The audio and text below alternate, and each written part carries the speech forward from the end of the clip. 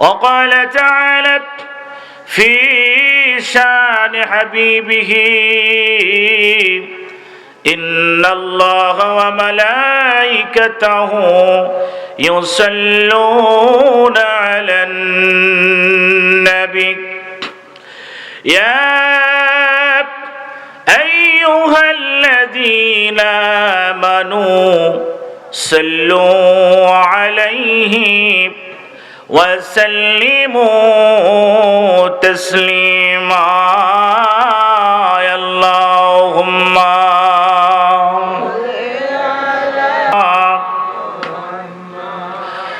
ও প্রিয় হাবিব গোলামেরি রাখছো কেন দূরে দূরে পাগলেরই রাখছো কেন দূরে ওয়াসকরণী পাগল ছিল জুব্বা দিলা তারে আমি পাগলা চাই না কিছু নবী চাই শুধু তোমারে ওয়াসকরণী পাগল ছিল জুব্বা দিলা তারে আমি পাগলা চাই না কিছু নবী চাই শুধু তোমারে প্রিয় হাবিব গোলামেরি রাখছো কেন দূরে দূরে পাগলেরই রাখছো কেন দূরে ও প্রিয় হাবিব গোলামেরি রাখছো কেন দূরে দূরে পাগলেরই রাখছো কেন দূরে হাফসি বিলাল পাগল হইয়া পাইল তোমারে ওই বিলালের মতো পাগল বানাও আমারে হাফসি বিলাল পাগল হইয়া পাইল তোমারে ওই বিলালের মতো পাগল বানাও আমারে প্রিয় হাবিব গোলামেরি রাখছো কেন দূরে দূরে পাগলের স্তুতি সময় অত্যন্ত সংক্ষিপ্ত পাবো আমি এটা বিশ্বাস করি বিধায় ভূমিকায় কোনো কথা না বলে আমি আমার আলোচনার দিকে যাব ইনশাআল্লাহ তাআলা। আপনারা যারা আমার আলোচনা শুনে অভ্যস্ত আপনারা প্রত্যেকেই জানেন আমি দুইভাবে আলোচনা করি, একটা হলো তাফসীর ভিত্তিক, একটা হলো বিষয় ভিত্তিক। আজকের এই মাহফিল ওয়াজ মাহফিল বিধায় আপনাদেরকে বিষয় ভিত্তিক দু চারটা কথা বলেই শেষ করে দেব ইনশাআল্লাহ তাআলা। মা তৌফিক ইল্লা বিল্লাহ আলাইহি তাওয়াক্কালতু ইলাইহি উনীব। জবান করে পড়ছে আল্লাহুম্মা আমিন।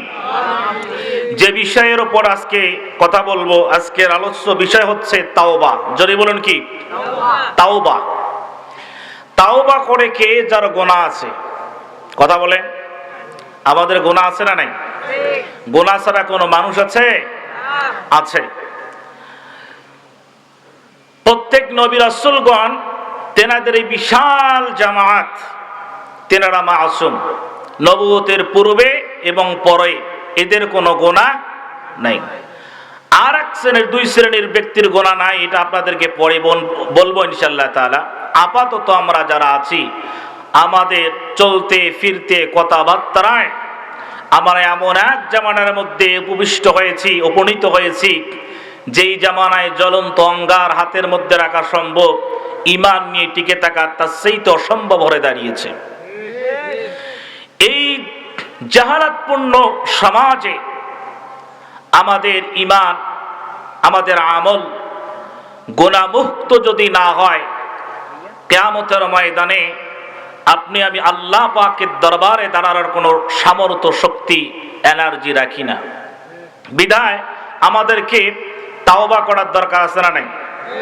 গুনাহমুক্ত জীবন গঠন করতে চাইলে তাওবার কোনো বিকল্প, কথা বলেন, তাওবার কোনো বিকল্প? তাহলে আমার আলোচ্য বিষয় কি জোরে বলুন? তাওবা।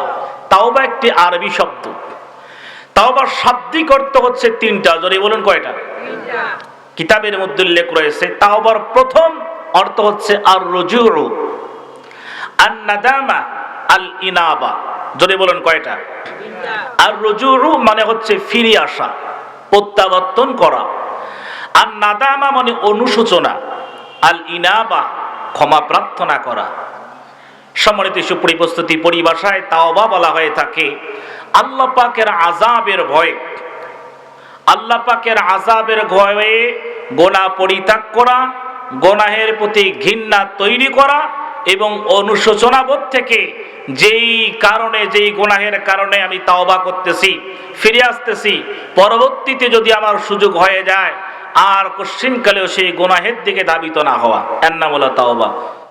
ইন্নাল্লাহা ইউহিব্বুত তাওয়াবিনা ওয়া ইউহিব্বুল মুতাতাহহিরিন।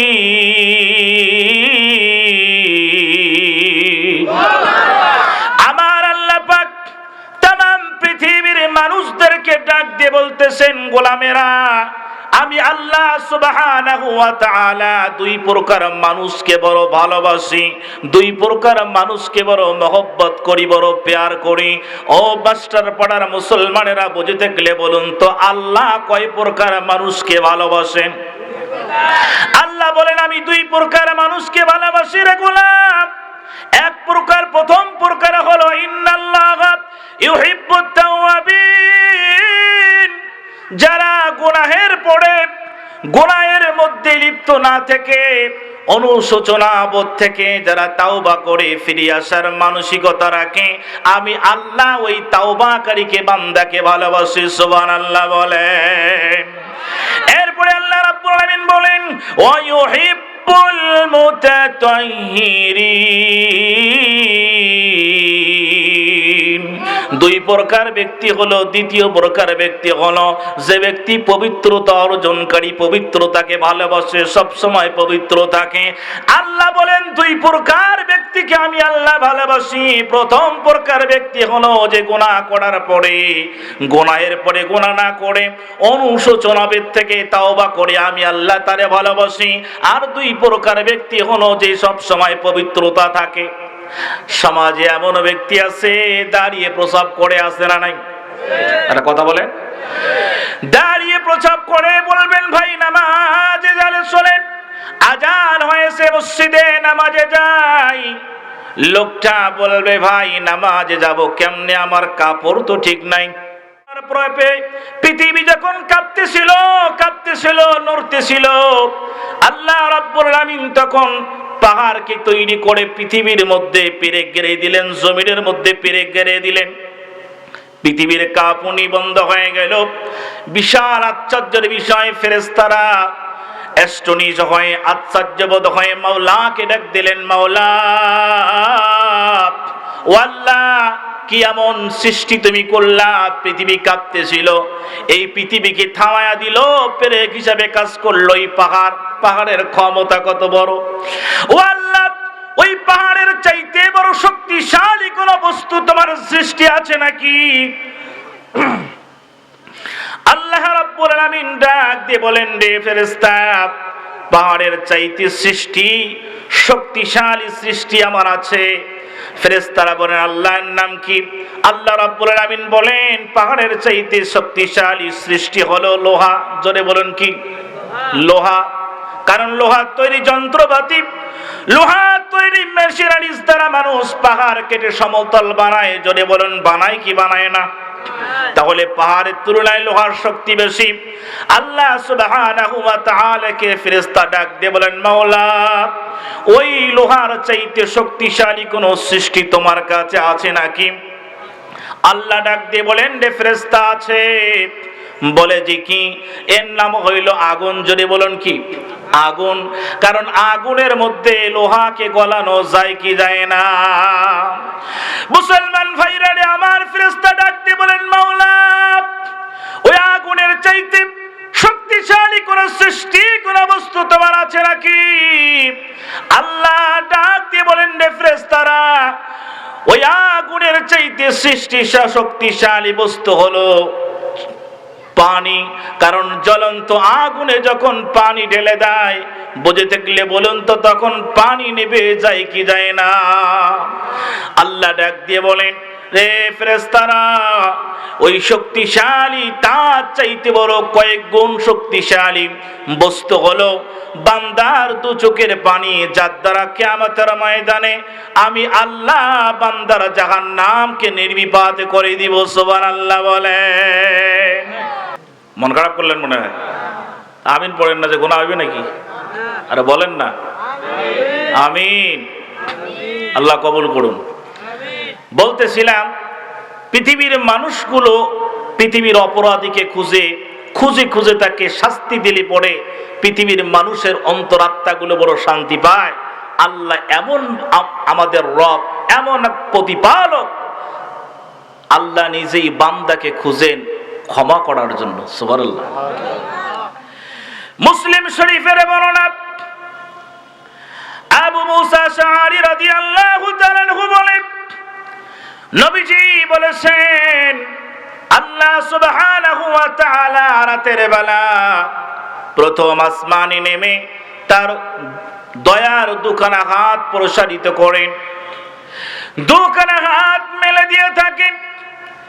দিনের বেলা দিবসে যেই সমস্ত অপরাধী গুনাহ করেছে, অপরাধ করেছে, রাতের বেলা যদি আমি আল্লাহ পাকের কাছে সারেন্ডার করে তওবা করে ওই অপরাধীদের তওবা অ্যাকসেপ্ট করার জন্য আল্লাহ সুবহানাহু ওয়া তাআলা রাতের বেলা তার দুই হাত প্রসারিত করে থাকেন। সুবহানাল্লাহ।